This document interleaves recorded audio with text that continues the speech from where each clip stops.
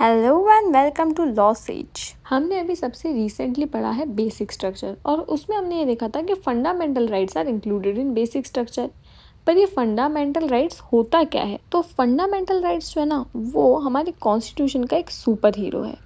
Fundamental rights वो rights हैं जो कॉन्स्टिट्यूशन अश्योर करता है हर सिटीजन को। कॉन्स्टिट्यूशन में 6 फंडामेंटल राइट्स गिवन है जो कि कवर होते हैं अंडर आर्टिकल 14 to 35 और ये आते हैं पार्ट 3 ऑफ इंडियन कॉन्स्टिट्यूशन में। जैसा कि वीडियो की स्टार्टिंग में मैंने कहा था कि ये फंडामेंटल राइट्स इंक्लूडेड होते हैं बेसिक स्ट्रक्चर में। कोई भी इनको किसी भी सिटीजन से छीन नहीं सकता, यहाँ तक कि खुद स्टेट भी। यानी कुछ भी हो जाए, ये राइट्स तो सिटीजन के पास होंगे ही।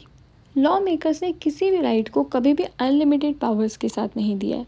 तो देखिए, एक एग्जांपल देती हूँ। जैसे हमारे पास राइट टू फ्रीडम है, तो क्या हम राइट टू फ्रीडम के चलते किसी के भी घर में ट्रेस पास कर सकते हैं? ट्रेस पास का मतलब होता है बिना उसकी परमिशन के उसके घर में घुस जाना। क्या हम ऐसा कर सकते हैं? तो इसका जवाब होगा नहीं। पर अब आप बोलोगे कि अभी अभी तो आपने कहा कि हमारे पास राइट टू फ्रीडम है, तो हम ऐसा क्यों नहीं कर सकते? इसका रीज़न ये है कि हमें हमारे फंडामेंटल राइट्स मिलते हैं अगेंस्ट स्टेट। यानी कि फंडामेंटल राइट्स हमें प्रोटेक्ट करते हैं स्टेट के उन एक्शन से जो कि अनलॉफुल है। अब इसको अपन समझते हैं केस लॉ के साथ। Anuradha Bassein versus union of India.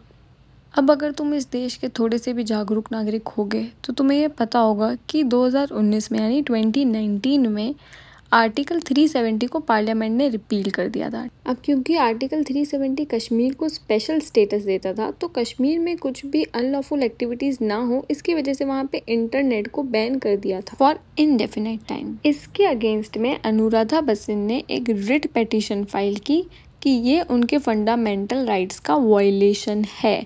तो इस केस में कोर्ट ने कहा था आपकी बात बिल्कुल सही है, इनडेफिनाइट सस्पेंशन जो है वो अनकॉन्स्टिट्यूशनल है। तो कोर्ट ने कहा आपको शट डाउन करना 7 दिनों के लिए करो और हर 7 दिन में इसको फिर से रिव्यू किया जाएगा। तो हमने क्या देखा कि स्टेट भी फंडामेंटल राइट्स के ऊपर नहीं आता है। पर अब सवाल ये पैदा होता है, हम इतनी देर से स्टेट स्टेट स्टेट कर रहे हैं, आखिर ये स्टेट है क्या? तो स्टेट की जो डेफिनेशन गिवन है वो गिवन है अंडर आर्टिकल 12 और आर्टिकल 12 आता है under part 3 of Indian constitution. तो आर्टिकल 12 जो डेफिनेशन देता है स्टेट की वो कुछ ऐसी है। पर अब अगर मैं तुमको ये पढ़ के सुनाऊंगी और ऐसे ही समझाऊंगी तो तुम मेरी वीडियो बंद करके भाग जाओगे और वो मैं नहीं होने दूंगी। तो अब आइए मैं तुम्हें थोड़ा इजी तरीके से समझाती हूँ। तो आर्टिकल 12 के अकॉर्डिंग स्टेट के अंदर क्या क्या आता है? Legislature, executive, local authorities and other authorities. अब अपन 1 by 1 इसको समझते हैं। सबसे पहले बात करते हैं एग्जीक्यूटिव की।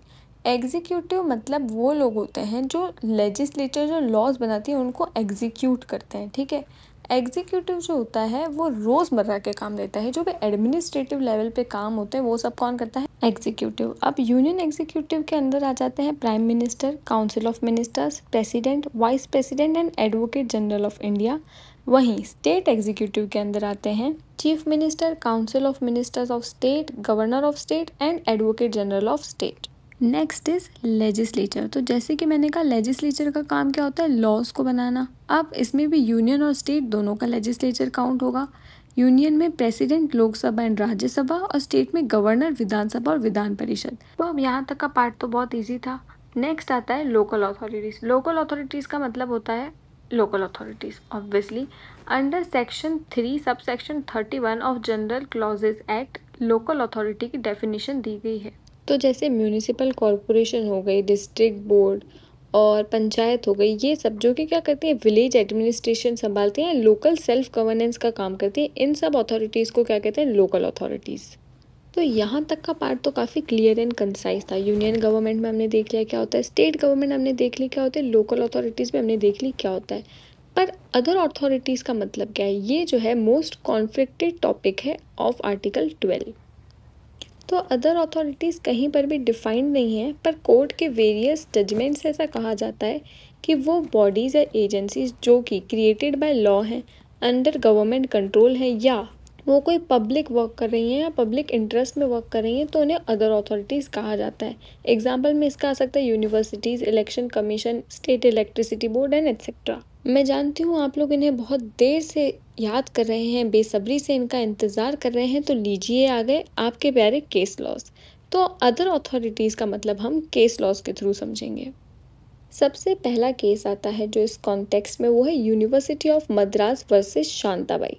इसमें बहुत ही नैरोली जो है कोर्ट ने इंटरप्रेट किया था यूजिंग एडजुस्टम जेनेरिस, यानी कि हर वो चीज़ें जो कि सेम जॉनर में आती हैं। अब यहाँ बात कोई मूवीज़ की तो हो नहीं रही जिनको हम जॉनर वाइज डिवाइड कर दें, यहाँ तो बात हो रही है स्टेट की अदर अथॉरिटीज़ की। तो इसे कैसे जॉनर में डिवाइड किया जाए, कौन डिसाइड करेगा कि वो जॉनर आखिर है क्या।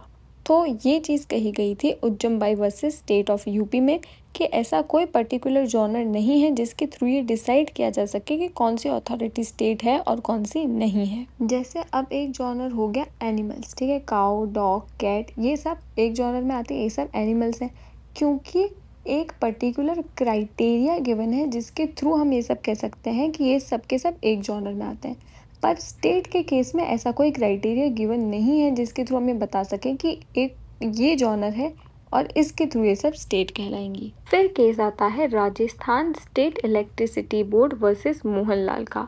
इसमें ऐसा कहा गया है कि हर वो बॉडी जिसे पार्लियामेंट ने किसी स्टैट्यूट के थ्रू बनाया है वो स्टेट कहलाएगी। नेक्स्ट केस है सुखदेव सिंह वर्सेस भगत राम का। इसमें ऐसा कहा गया था कि ओएनजीसी, एलआईसी और एफआईसी ये तीनों ही स्टेट हैं। क्यों? क्योंकि ये पब्लिक फंक्शन परफॉर्म करती हैं और ये अंडर गवर्नमेंट कंट्रोल है। अभी तक भी कोर्ट ने कोई फिक्स ऐसा क्राइटेरिया नहीं बताया था जिसके थ्रू ये जज किया जा सके कि कौन सी अथॉरिटी को स्टेट कह सकते हैं। इसके बाद केस आता है RD. Shetty versus international airport authority. ये केस आर्टिकल 12 का एक लैंडमार्क केस है जिसमें कि कोर्ट ने 6 गाइडलाइंस दी थी और कही थी अगर भैया इनमें से एक भी तुम फुलफिल कर रहे हो तो तुम कहलाओगे स्टेट।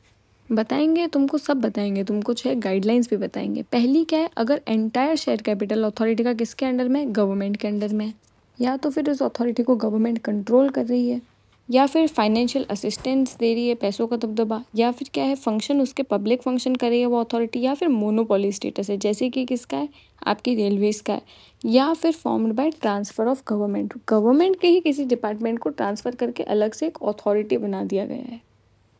इन्हीं गाइडलाइंस को अफर्म और एक्सटेंड किया गया था अजय हासिया वर्सेस खालिद मुजिब के केस में। तो आई थिंक आपको अब क्लियर हो गया होगा कि अदर अथॉरिटीज़ क्या होती हैं। अगर आपको अभी भी कोई डाउट हो तो प्लीज़ मुझे कमेंट करके ज़रूर बताइएगा। वैसे अगर तुम सच्चे लॉ स्टूडेंट्स हो तो एक डाउट तो तुम सबके मन में अभी तक आ जाना चाहिए था, और वो अगर अभी तक भी नहीं आया तो फिर तो मैं क्या ही कहूँ। वो ये है कि जुडिशरी आर्टिकल 12 का पार्ट है या नहीं है। अभी तक भी पूछा नहीं था ना तुमने मुझसे, शाबाश। पर चलो अपनेपन के नाते मैं फिर भी बता ही देती हूँ। जुडिशरी कब आर्टिकल 12 में इंक्लूड होता है और कब नहीं। अगर जुडिशरी जो टास्क परफॉर्म कर रहा है वो एडमिनिस्ट्रेटिव है तो वो आर्टिकल 12 में आएगा। एडमिनिस्ट्रेटिव टास्क कौन से होते हैं, जैसे कि एग्जाम करवाना या फिर अपॉइंटमेंट कराना। उसी तरीके से अगर कोई रूल मेकिंग फंक्शन है, कोई नया रूल जुडिशरी बना रहा है, ठीक है, तो उस केस में जुडिशरी आर्टिकल 12 में आएगा। पर कब नहीं आएगा, जब जुडिशरी अपने जुडिशियल फंक्शंस परफॉर्म कर रहा है तब वो आर्टिकल 12 के स्कोप से बाहर रहेगा। ऐसे तो तुम बात बात में उसी के पास पहुंच जाओगे कि इस बात में भी तुम गलत हो और उस बात में भी तुम गलत हो। इसीलिए कोर्ट ने खुद ही AR एंटुले वर्सेस RS नायक के केस में कह दिया था कि भाई हम स्टेट नहीं है, हमारे डिसीजन को चैलेंज करने मत आ जाना कि तुमने हमारे फंडामेंटल राइट्स को वॉयलेट कर दिया है। तो अब तुम लोगों को समझ में तो आ ही गया होगा। नहीं समझ में आया तो वीडियो फिर से शुरू करके वापस से देख लेना, फिर तो समझ आ ही जाएगा। तो ये था हमारे आर्टिकल 12 का एक्सप्लेनेशन। अगली वीडियो में मिलेंगे आर्टिकल 13 के साथ, तो सब्सक्राइब करते हुए जाना।